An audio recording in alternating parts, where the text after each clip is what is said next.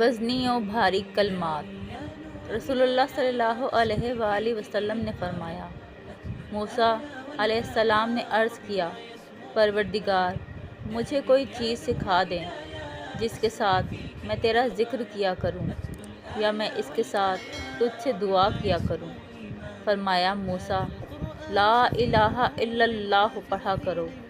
انہوں نے عرض کیا، پروردگار تیرے سارے بندے اسے پڑھتے ہیں، میں تو ایسی چیز چاہتا ہوں جو میرے ساتھ خاص ہو۔